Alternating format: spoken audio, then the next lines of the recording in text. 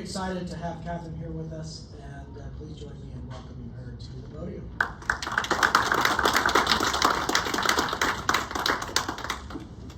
Well, I am delighted to be here back in the South. DC is not the South.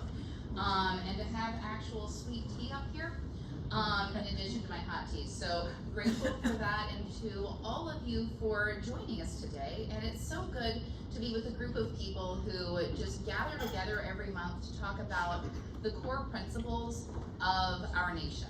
Exactly what we need to be focusing on as we look at our place in history and where we're going, which is kind of the topic of my talk today. Quick ground rule, I am maybe the worst person in the world at remembering to advance slides.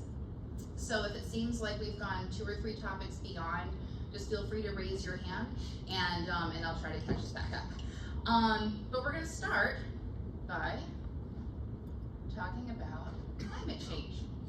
A lot of people talk about that. There are documentaries featuring Al Gore, Leonardo DiCaprio, Greta Thunberg, Woody Harrelson. They're produced by Michael Moore or Jason Momoa, sponsored by outdoor brands like Patagonia, and we're offered options to neutralize our carbon consumption.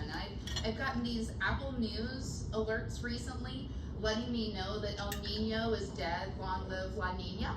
Apparently that's coming. But we're lawyers, so I want to bring some law back into it.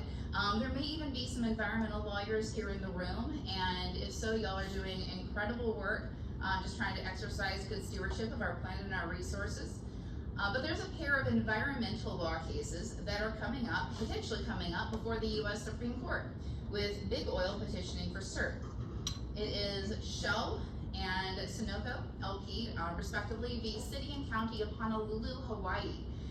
The Supreme Court may soon decide the fate of literally dozens of cases that have been brought by cities and states that are seeking to hold fossil fuel companies accountable for what they say is their role in causing climate change. And these cities and states are claiming that these companies deceive the public by concealing their understanding of global warming, and they're trying to make the companies pay billions of dollars for rising seas and all these things.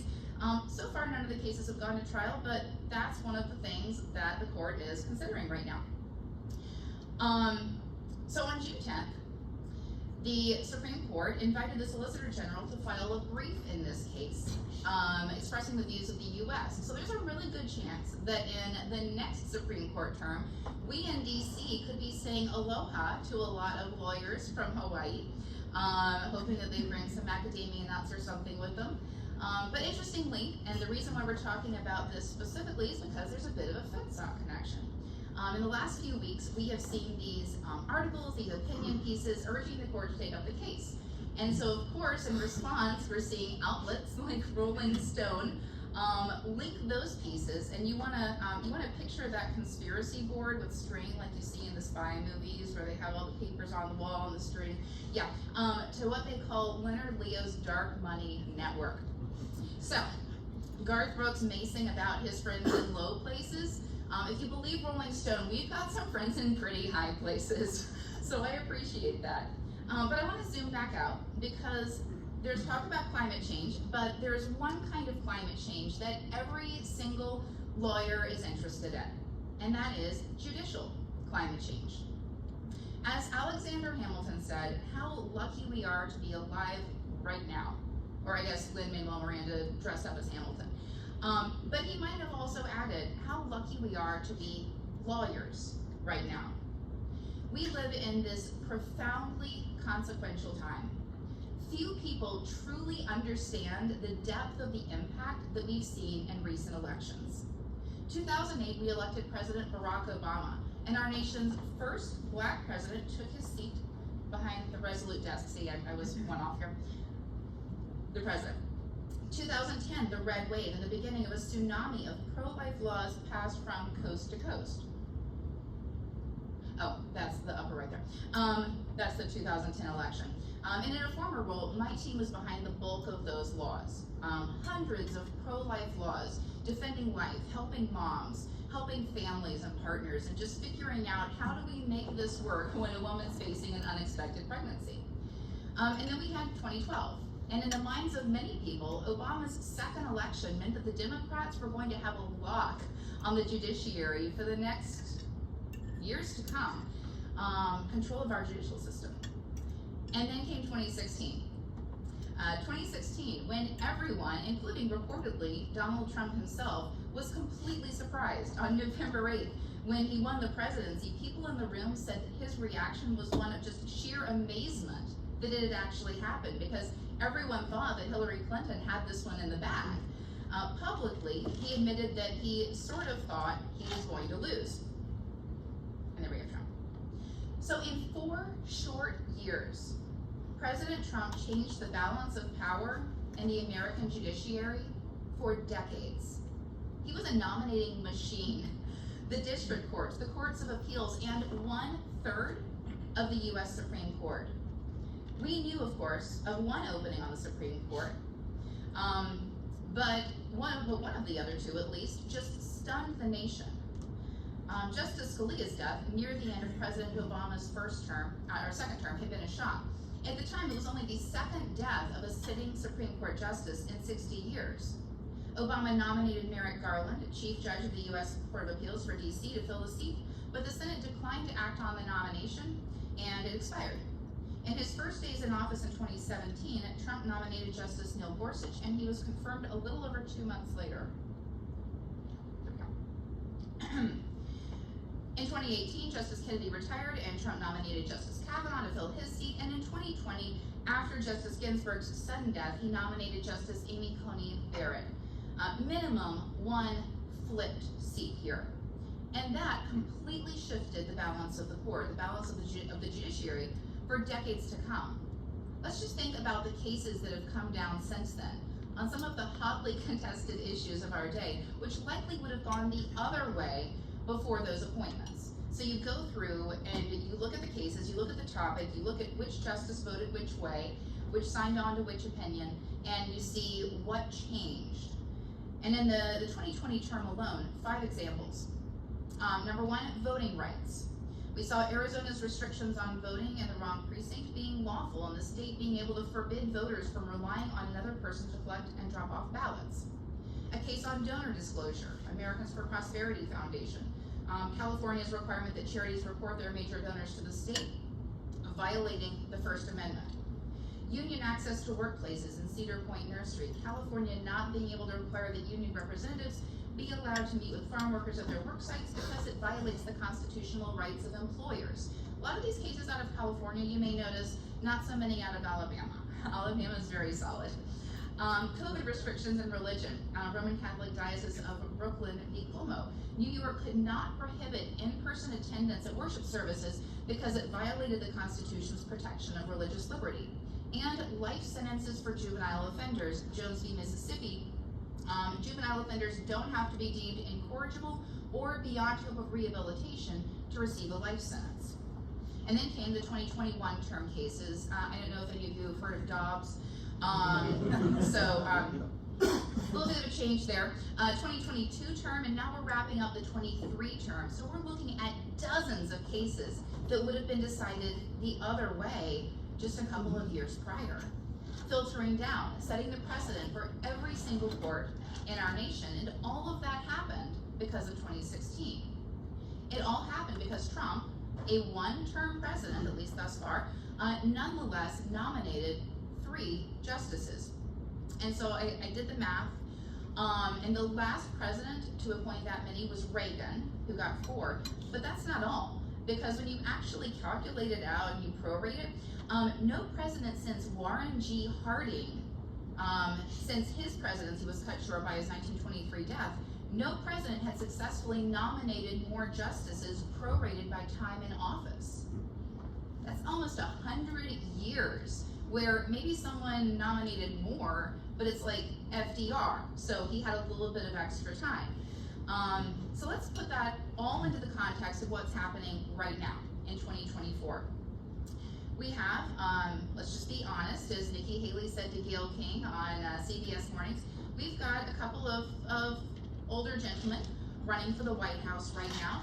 It's never happened before. We've never had this particular setup. And whether you have a candidate or a best of a bad situation, or whether you like or tolerate your candidate's policies, barring some major shakeup, one of these two men is going to be in the White House for the next 4 years. And so what's going to happen in the executive branch from 24 to 28 or 25 to 29 when they actually are in office? It's going to be a significant change in our judiciary and in our work as lawyers, probably for the remainder of our careers. So think back to the state of the court as it was in May 1954. Told you. May 1954 court. When the Supreme Court issued a unanimous 9-0 decision in favor of the Browns in Brown v. Board. Overturning Plessy, the court ruled that separate educational facilities are inherently unequal. The Browns had an excellent lawyer, NAACP, Chief Counsel, Thurgood Marshall. At that point in time, we had 9 men serving on the court, so it had always been, and so it remained until, fast forward 13 years, Justice Thurgood Marshall was sworn in as the first Black Supreme Court Justice in 1967. It was 14 years later, in 1981, when Justice Sandra Day O'Connor broke the gender barrier and became the first woman to serve as a justice. Justice Sonia Sotomayor became the first Hispanic Supreme Court Justice in 2009, and in 2022, Justice Ketanji Brown Jackson broke the race and gender barrier. Now, you can agree with each other's judicial philosophy, you can agree with their rulings or not, but one thing is certain. They forged a path for generations to come, and today we have one of the most diverse courts in American history. And what happens on November 5th will dramatically change what happens to all of us in our careers in the legal profession for the rest of our lives. So I want to talk about 3 issues that have come up before the court in the October 23 term. We're going to try to get through all 3 of them. I'm a lawyer and I'm a pro-life lawyer, so I tend to get stuck on the abortion issue. If I go too long on that, then we may have to skip over some other important things, like gun rights and Trump immunity. And, you know, also important, you could say, social media is also kind of a thing right now. We're going to get through as much of it as we can, and happy to stick around afterwards, assuming I'm allowed to, and chat as much as you would like. But we're going to look at them, whatever we can get through, as basically life, liberty, and the pursuit of happiness, or politics, which up in DC is basically the same thing. Let's talk about abortion. Okay, so we have had a couple of notable cases this term, and as I was sharing with a couple of you earlier, we, for a very long time, for about 50 years, we had a case on abortion come up before the court on average every 2.5 years or so. That's changed. It seems like it's getting faster and faster. Even in my time as a lawyer, I've been a lawyer for 15 years now, it's a second career after I was doing international work. It's gotten faster and faster. I am in the court more than ever before. It's been a lot, so that number is changing, but we've got 2 this term, FDA, the Alliance for Hippocratic Medicine, and Idaho v. US.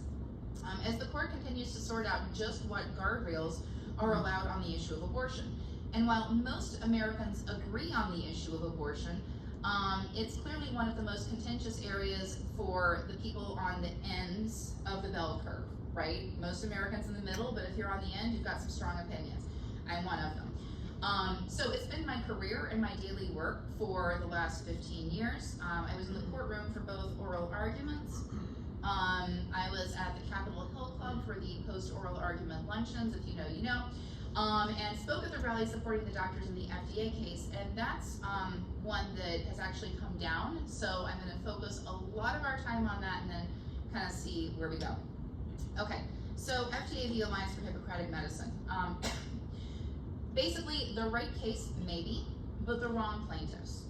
That was the unanimous assessment from the Supreme Court when it came down just a few days ago in a pair of cases, which was Denko Laboratories v. AHM and an FDA v. AHM, challenging the drug responsible for nearly 2/3 of all of the abortions in America, about 63%. So in a very narrow ruling, the U.S. Supreme Court rejected doctors' challenge to the FDA's 2016 and 2021 mail-order abortion drug expansions. Here are the questions presented. You can go find them on your own, but basically it's, do we have standing, and then about the Court of Appeals for the Fifth Circuit. was that the right decision based on an incomplete administrative record? Justice Kavanaugh, writing for the court, found that the doctors in the case lacked Article 3 standing to bring the lawsuit, so regardless of whether the FDA acted improperly, these doctors were not the right plaintiffs. For those of us who were in the court for oral arguments, were any of you? Okay. Or if you heard, probably, it wasn't really a surprise. So in the few weeks afterwards, I was speaking to law students and med students across Texas and some people up in Chicago. And I said I was expecting, based on how oral arguments had gone, that probably the justices would dispense with the case on standing grounds, probably like 6-3, 7-2, something like that, maybe even unanimous, and unanimous it was. Justice Kavanaugh wrote, specifically, FDA's regulations apply to doctors prescribing mifepristone and to pregnant women taking mifepristone. But the plaintiff doctors and medical associations do not prescribe or use mifepristone, and FDA has not required the plaintiffs to do anything or to refrain from doing anything. Basically, the court said, you're trying to deal with something that affects other people, but not you. As the late Justice Scalia pointed out, the question of standing is simple. What's it to you? With the lack of standing, the court stopped short of considering the actual merits of the case. The court instead held, under Article 3 of the Constitution, a plaintiff's desire to make a drug less available for others does not establish standing to sue. Nor do the plaintiff's other standing theories suffice. There were 3. The court went through all of them in really great detail, actually. It's an enjoyable read, at least for us. Therefore, the plaintiffs lack standing to challenge FDA's actions. I will say, however, that Justice Kavanaugh followed the example of the 1992 Planned Parenthood v. Casey case and provided a roadmap for the right plaintiffs to come along and challenge the merits of an abortion, a chemical abortion challenge, saying it is not clear that no one else would have standing to challenge FDA's relaxed regulation of mifepristone. He goes on, because the plaintiffs do not, and so in all of this, almost here, like, here's who we're suggesting. Okay, because the plaintiffs do not prescribe, manufacture, sell, or advertise mifepristone, or sponsor a competing drug, the plaintiffs suffer no direct monetary injuries from FDA's actions relaxing regulation of mifepristone. So, all of those people who do, maybe could sue. Nor do they suffer injuries to their property or to the value of their property from FDA's actions. Because the plaintiffs do not use mifepristone, they obviously can suffer no physical injuries from FDA's actions relaxing regulation of mifepristone. So in other words, find plaintiffs who do have standing, and here are a few suggestions. A few are already lined up, in fact. In January, U.S. District Judge Matthew Kaczmarek, who issued the federal district court ruling in this case, he ruled that Missouri, Idaho, and Kansas had a right to intervene, even at that late date, rejecting the FDA's argument that the states had waited too long. And while the U.S. Supreme Court has now rejected the Doctors and Medical Association standing, no such finding applies to the states, and according to plaintiffs' counsel, those states stand ready to hold the FDA accountable.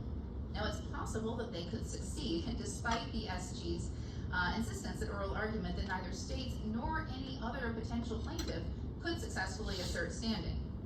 So this case is far from dead, and I would not be surprised at all to see it back up again before the court in the next term or two on this standing issue for the states.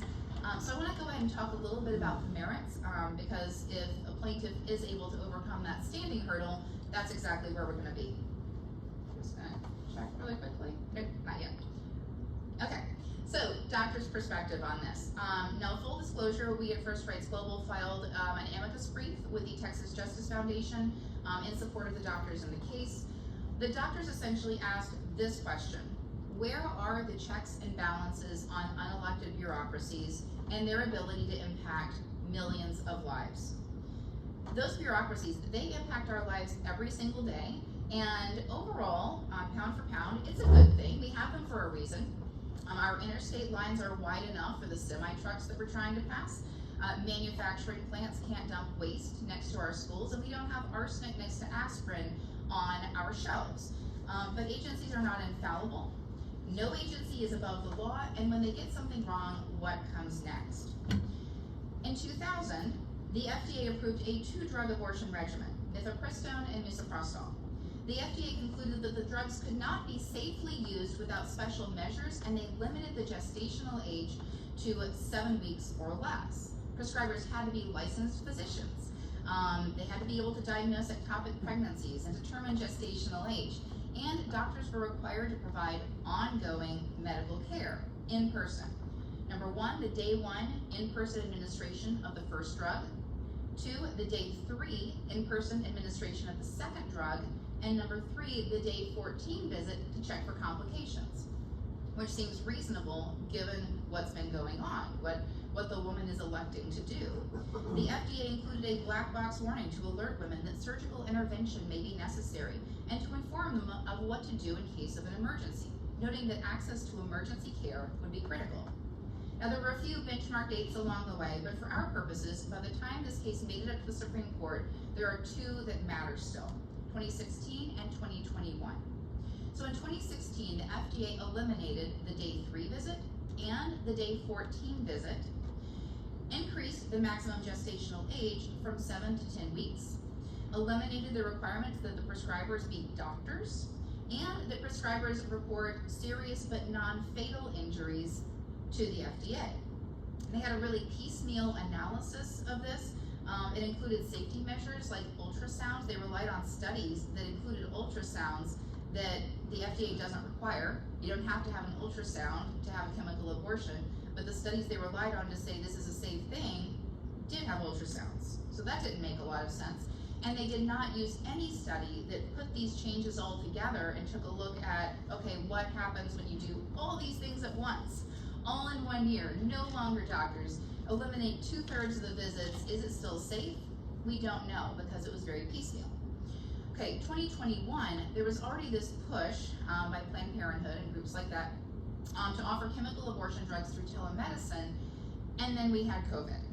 And so that really accelerated it. And so the FDA said it could be temporarily dispensed through telemedicine, and then it became permanent in December 21.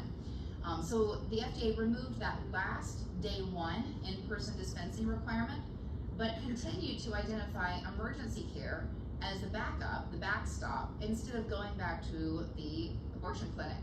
So basically saying, if something goes wrong, if you're scared, if you're bleeding, go to the ER. We can't help you.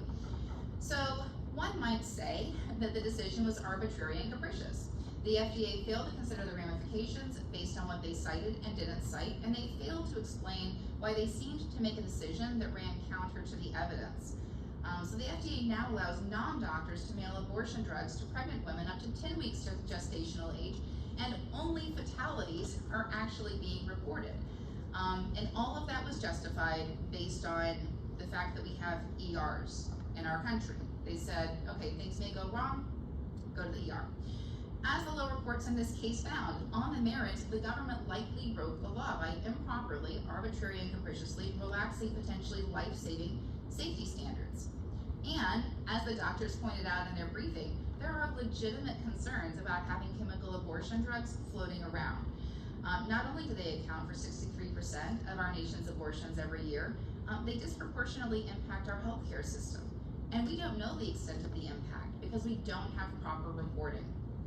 What we do know is that despite Planned Parenthood's attempts to tout abortion as women's health, the real women's health issue here is that abortion chemical pill manufacturers and distributors are not there for their patients at the time that they're needed most. They oppose any kind of requirement for in-person, ongoing medical care that could maybe allow a physician to diagnose an ectopic pregnancy or a pregnancy that's too advanced for chemical abortion drugs. They flippantly fail to provide women with the vital information they need as they prepare to face a chemical abortion alone at home or in their dorm rooms. And when things go wrong, they just say, go to the ER. So of the hundreds of thousands of women who are now taking chemical abortion drugs each year, studies show that 1 in 25 will end up in the ER. That's tens of thousands of women. As many as 7% of those need surgery to stop bleeding or to complete the abortion, according to the FDA's own chemical abortion guide. And chemical abortion carries a substantially higher risk of both hemorrhage, life-threatening bleeding, and sepsis, life-threatening infection, as compared to surgical abortion procedures. So we have a situation where chemical abortion drugs are and especially the expansions, the 2016 and 21 expansions, are inappropriately taxing our already strained healthcare system and lengthening ER wait times. That's a problem, according to the doctors who brought this case. The administration has a different perspective. They defended the FDA. On the merits, the administration's perspective was that agencies should be trusted to make the right decisions. Basically, we're the government, we're here to help, and hands off, everything will be fine. The FDA has all the facts, analyzes all the studies, weighs the risks, performs cost-benefit analysis, and says, well, it's okay if we have this number of emergencies because overall it's a good thing because women need this drug, right? And so they said, basically, trust the FDA, they know what they're doing, and if something seems to be going wrong, then the FDA will figure it out on their own and will correct. And all this self-correction will somehow protect women, and we're just going to trust the FDA to figure it out and right the ship. From the administration's perspective on standing, as Chief Preligar argued, I think that with respect to these regulatory changes, it's hard to identify anyone who would have standing to sue. Counsel for the doctors and medical associations pushed back, arguing that if no one would have standing, then they must have standing. The court was skeptical about that, and it responded, or wrote, it has been suggested that the plaintiffs here must have standing because if these plaintiffs do not have standing, then it may be that no one would have standing. Even if no one would have standing, this court has long rejected that kind of, if not us who, argument as a basis for standing. That's this slide. Some of the famous people who have said, if not us, then who, if not now, then when. Interestingly, 3 of them are named John. The assumption, though, that if these plaintiffs lack standing to sue, no one would have standing is not a reason to find standing, according to the court, which makes perfect sense. We have a hurdle for a reason, it's separation of powers. And that's really what this case was about, at both the standing and the merits levels. I was at the National Archives recently, visiting some of the greatest legal documents of all time, and I know you will appreciate this. The U.S. Declaration of Independence, the U.S. Constitution, one of the 4 original copies of the Magna Carta in the entire world. I took a picture and texted it out to all my lawyer friends. And in the gift shop, we picked up a puzzle of the Constitution. And let me tell you, this thing is not easy. I recommend it, but just know what you're in for. A lot of the middle of this puzzle is still empty, and even some of the plain parchment patches, like they cut the pieces. I'm just going to say they cut the pieces like very, very hard to figure out how to put it together. So the writing is tiny and inky, and when you take a look at it, or when you're messing around with 1,000 puzzle pieces, you notice that there's an errata section. But I pull up the Constitution on my iPad as I'm working on it because I have to be able to, try to pick out a couple of the words on a piece and Google or do the word find search and figure out, okay, this is maybe in this article, I don't know, and then figure out where it goes in the puzzle. And I'm just going to say, going through that exercise, it really emphasizes the importance of the separation of powers to our nation's founders. They were not messing around. They knew we needed leadership. They had no interest in a monarchy or a puppet parliament. And I think, honestly, all law students would benefit from getting this puzzle and actually doing it because it gets you so much more into the Constitution at a granular level than my experience reading it over and over in law school. But this case goes directly to that. It goes to when to question the agencies, when to trust the agencies, how to evaluate the agency's required process, and when courts should and shouldn't intervene. And that's important because, as the court affirmed, by limiting who can sue, the standing requirement implements the framers' concept of the proper and properly limited role of the courts in a democratic society. In particular, the standing requirement means that the federal courts decide some contested legal issues later rather than sooner and let those issues percolate up and maybe be resolved by the political process. And the standing requirement means that federal courts may never need to decide some contested legal questions. The court said, our system of government leaves many crucial decisions to the political processes where democratic debate can occur and a wide variety of interests and views can be weighed. So in due time, and after a little more percolation, we may see this case back up before the court. We may see new plaintiffs, maybe a state, maybe a woman who took the drug and was harmed, someone who can surmount that hurdle of standing. We may get to the merits, but even if not, And the court did go and take a macro perspective in its decision. The courts reminded us that we all have a role to play in setting national policy.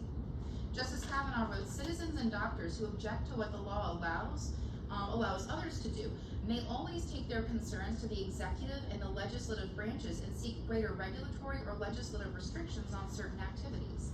And even more broadly, on any issue that we have an opinion on, we can present our concerns and objections to the President and the FDA in the regulatory process, or to Congress and the President in the legislative process. And we may also express our views about abortion and mifepristone to fellow citizens, including in the political and electoral processes. We do not have to be a U.S. Senator Burton K. Wheeler, an attorney. If you do not know his story, look him up. It's actually really fascinating. Whose early career inspired the short story, The Gentleman from Montana, which in turn inspired Capra's classic film, Mr. Smith Goes to Washington.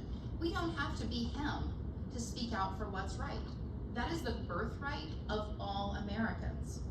So in sum, in FDA v. Alliance for Hippocratic Medicine, a unanimous Supreme Court called us all to our civic duty. All of us who care deeply for the issues that impact us and the future of our nation, we have to raise our voices and use the avenues and the tools at our disposal in our advocacy, no matter where we fall on the issues. So that's really what we need to be doing. As we advocate in court, as we work with our clients, and as we speak out in our communities. That's our role. And so even when we lose a case of national import, when we believe in our client's cause, we don't just pack up and go home. We circle back up with new plaintiffs and refined arguments. We fulfill our unspoken pledge to our fellow Americans, and we deal with the real fundamental issues that are driving these cases in the first place. That's why we do what we do. But we should also note that in addressing standing, in addressing the doctor's conscience theory in particular, the FDA case also touched on EMTALA, the Emergency Medical Treatment and Labor Act, which is actually central to the other abortion case this term. And in fact, the FDA decision cited the Idaho case's oral argument transcript. In relevant part for the FDA case, the Solicitor General argued, and the court held, that EMTALA neither overrides federal conscience laws nor requires individual ER doctors to participate in abortions, even emergency abortions, citing that oral argument from the Idaho case. As the SG stated, federal conscience protections provide broad coverage and will shield a doctor who doesn't want to provide care in violation of those protections.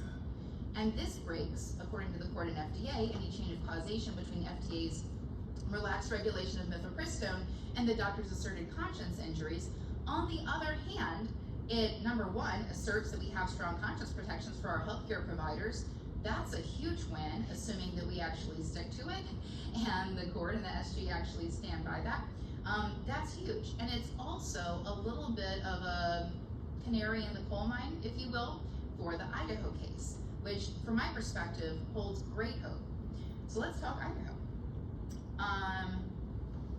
There we go. So in April, the court heard a consolidated pair of cases stated Idaho v. United States and Moyle v. United States. Again, disclaimer, I and the Texas Justice Foundation filed a brief in this case here in support of the state. So here's the question presented. Basically, does EMTALA conflict with Idaho's Defense of Life Act, which prevents abortions unless necessary to save the life of the mother? So does EMTALA preempt that? Not only did the justices agree to take up a federal government challenge to Idaho's Defense of Life Act, they actually went so far as to grant the state's application for a stay and to block the Biden administration from using federal law to financially coerce pro-life doctors, hospitals to perform abortions. So some see this as a sign from the High Court that the administration's interpretation of EMTALA, which requires hospitals to provide necessary stabilizing treatment to patients, including pregnant patients whose health is at risk, that their interpretation goes too far. That yes, we have EMTALA, yes, EMTALA is needed, yes, if someone shows up and they're having a heart attack or something, you need to be able to treat them and you need to require that they be treated, but you don't need to require that if a pregnant woman shows up and she's mid-chemical abortion, that you step in and complete an abortion. As SCOTUS blog wrote, calling the Biden administration's lawsuit an unauthorized power grab, both the state and the legislature came to the Supreme Court late last year asking the justices to temporarily freeze the ruling or fast-track the case, and that's pretty much where we are. What's at stake in this case is Idaho's sovereignty and its ability as a state to do what it believes is needed to protect the lives of both women and children, to allow for abortion only when necessary to prevent the death of the pregnant woman, which is allowed for in literally all 50 states. 20 other states agreed with Idaho and filed an amicus brief in support of Idaho. So the Defense of Life Act, it was passed in 2020. It was one of what's sometimes called a trigger law, and so it went into effect in the days following Dobbs. It would have actually, or it came into effect then, but it wouldn't have. It actually wasn't going to start applying to be in effect until I think 6 weeks later. In the meantime, the Biden administration issued guidance that said basically you can't do this, and then promptly sued days before it would actually have gone into effect. But the Defense of Life Act clearly recognizes the difference between a medical procedure where there's no viable alternative and the choice to have an elective abortion to end a pregnancy. And the Idaho Supreme Court, in fact, agreed that the law made it clear that it's doctors, not the federal government, that knows when an abortion is a necessary life-saving medical intervention. That to ensure absolute clarity, the law went so far as to remove those difficult situations like ectopic pregnancy, molar pregnancy, and miscarriage. The Biden administration argued that there's no difference and that EMTALA overrides the good faith medical judgment, as the Idaho Supreme Court called it, of the ER doctors. Legal precedent says that you're allowed to preference birth over abortion, and states like Idaho are taking action to do just that, to get to those core issues that drive women to consider abortion: financial concerns, relationship issues, not feeling prepared for pregnancy, and they're allowed to do that. As I shared a little bit earlier, I will also say that Josh Turner's oral argument for Idaho was masterful. He's Chief of Constitutional Litigation and Policy for Idaho. To my mind, based on the record below and the briefings, this has always been the abortion case to watch this term. So I was really surprised when it was the FDA case that had the official rally and brought out all the demonstrators. Not a lot of people came out to demonstrate on the Idaho case. I was walking into the court from the lawyer's line, and I just looked over and I thought, where are our people? They were there in force for FDA, but Idaho was quiet. And this could be the big one. Idaho brought a solid, straightforward argument. They advanced it expertly in briefings and in Turner's oral argument. And while it's a tough issue that's legally contentious, as Justice Thomas points out, the abortion distortion in the courts, it's real. But I would not be surprised to see a strong win for federalism here. So the next decision days for the court are this Thursday and Friday. We'll see a couple more next week. If it's a really big decision, it'll come down on a Friday like Dobbs did. So they can kind of clear the court out and get out of town if it becomes, I had a friend's mom was working at the court, so I got a text at like 9:10 or something, and it was, they just said, everyone get out of the court, Dobbs is coming, so just FYI, make sure you've done your hair. So it'll be then or like the last day of the term if it's a big one. If not, it could be any day if it's a narrower decision. But that's kind of what we're looking at. And so I'm also looking at the time here, and so I think the moral of the story is if you give a lawyer a microphone in a case we were briefly, that we were involved in, it's not going to be a brief conversation. So having done this for a long time, we're going to skip over some of the other topics that, like I said, we were hoping to discuss, like gun rights, and Trump's immunity, little things like that, social media. And just jump on ahead because we have a little bit of Q&A. I'll stick around afterwards if there's time, but there's a lot more going on than even meets the eye. You go onto SCOTUS blog and you're tracking, or I know if anyone ever did like fantasy SCOTUS, which is kind of fun. But there's so many cases that are that are coming down, and we follow them all. We're passionate about them all, We could go for days on any one of these topics, but I just want to take a step back for a minute and revisit just our role as lawyers. There's like 343 million people in America right now, and of us, a little over 1.3 million are lawyers, or like 0.37%. Our ranks are still increasing. The growth has slowed a little bit. And here in Alabama, there's a little over 12,000 lawyers. So we have actually a not insignificant percentage in this room. Like it's good to have this gathering. Just like 100 some of the lawyers in the entire history of our nation have sat on the Supreme Court. We are a rare breed of idealists and believers in something greater than ourselves. We're men and women of the people. We're speaking for the people. We're giving voice to the voiceless. We're speaking truth to power and just fighting day in and day out for one central, ever-abiding principle, and that is justice. There can be no justice without truth. In a fallen world, there's no justice without an advocate, without leveling the playing field, without making sure that every American gets representation, gets an advocate, a counselor, an expert in the field who can kind of take you by the elbow and say, okay, we're going to go in this direction. I will help guide you toward the justice that you seek. And we have a place in history, in the ebb and flow of the court. November is going to have a place in history. It's going to influence the next 4 years and the decades to come. Trump's presidency generationally set the tone for the court, and you ask yourself, what other presidents have had this kind of influence? Importantly, President Trump turned to FedSoc for guidance in his nominations. Think about how many lawyers who argue before the court are a part of the Federalist Society. Think about why the time period that we are living in is so significant for those of us in the room here today. When it comes to setting precedent for the second half of this century, who's going to be behind it? The Federalist Society. The ideas, the advocates, the justices. The importance of our profession is that we are the spark that helps the court correct itself. The work that we do, the cases we bring forth, the arguments that we make, they've been used by the court to correct itself year after year for centuries. But the only way that happens is when we bring a better argument, new facts, better perspective, to help the court understand where to go, to bring forth all of those questions, to help the court understand the U.S. Supreme Court that maybe with Roe is straight into a legislative function, legislation written into a court decision, creating this trimester framework. And that's why we saw the constant attempts to overturn Roe, the criticism constantly from both the left and the right, because this was a place where the court needed to correct itself. And it's not just Roe, it's hundreds of other U.S. Supreme Court decisions. When you actually look at all of them, and there's little ones, there's big ones, when the court has corrected itself. We look at our nation's founding document that's been amended more than a dozen times, and that's the essence of America. As we unfold, it's the essence of the American experiment. We grow and we adjust as we have to.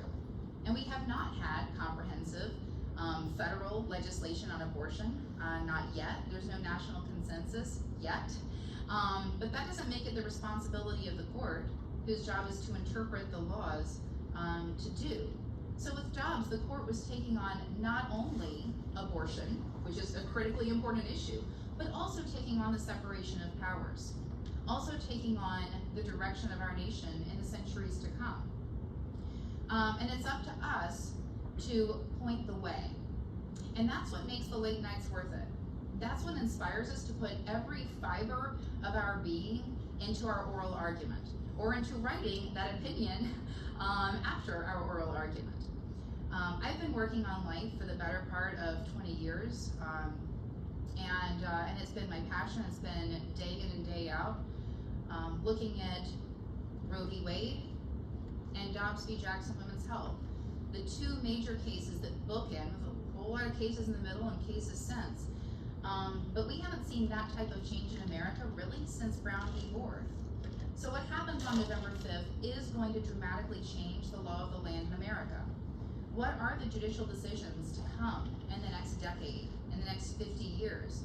And those decisions are probably going to be made in part by someone who ends up replacing Thomas or Alito or Sotomayor or Roberts. We don't know. But what we do know is this. What Trump did in one term in replacing 3 seats on the U.S. Supreme Court versus President Biden's, to date, 1 seat was dramatic. And that's exactly the type of thing that we're going to be seeing moving forward. I want you to understand this. Don't just look at the case that's in front of you. Don't look at it just from the perspective of your case.